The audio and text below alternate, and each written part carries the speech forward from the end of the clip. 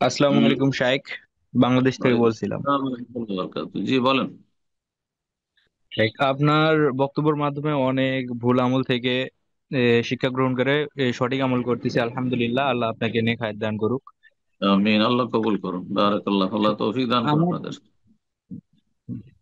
আমিন। আমার প্রশ্ন হচ্ছে, সালাতে যখন ইমামের পিছনে নামাজ পড়ি তখন দেখা যায় দুই রাকাত প্রথম বৈঠকে, অথবা যখন এক দুই রাকাত ছুটে যায়, সেক্ষেত্রে ইমামের পিছনে তাশাহুদ পড়ার পরে অনেক সময় দেখা যায় চুপ থাকা লাগে। এই টাইমে কি আমরা দরুদ পড়বো, নাকি দরুদ বা অন্যান্য যেসব দোয়া সালাম ফেরানোর পূর্বে যেসব দোয়া পড়া যায় এই দোয়াগুলা কি পড়তে পারবো কিনা, এই বিষয়ে জানতে চাচ্ছিলাম শাইখ। য- বারাকাল্লাহ ফিক। যতক্ষণ সময় পাবেন সব পড়তে থাকবেন। জি, আত্তাহাত পড়ার পরে চুপ থাকবেন না।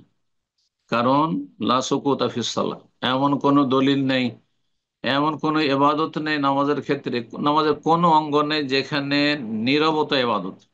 নীরবতা বলে কোনো ইবাদত নেই নামাজের ভিতরে, নীরবতা কিছু নেই। হ্যাঁ, হয় কোনো আমল করতে হবে, না হলে কোনো কিছু পাঠ করতে হবে। বুঝা গেছে? সুতরাং আত্মায়াত পড়ার পরে ইমাম ইমাম ধরেন শেষ তাশাহুদে, আর আপনি প্রথম তাশাহুদে, অথবা সেটা আপনার তাশাহুদের ক্ষেত্র না, আপনার এক রাকাত বা তিন রাকাত হয়েছে, আপনি আত্মায়াত পড়বেন, তারপর দেখছেন ইমাম আরো পড়তে আছে, আপনি তারপরে আল্লাহ সাল্লি আলা মোহাম্মদ আল্লাহ বারিক আলা মোহাম্মদ পড়বেন, তারপরে ইমাম আরো বসে আছে, তারপর ইনি আল্লাহ ইন্নী যালামতু নাফসি সব পড়তে থাকে, রব্বানা আতিনা ফিদ দুনিয়া হাসানা ওয়া ফিল আখিরাতি হাসানা ওয়া কিনা আযাবান নার, যে কোনো দোয়া পড়তে থাকেন। জি, বারাকাল্লাহু ফিক। চুপ থাকবেন না।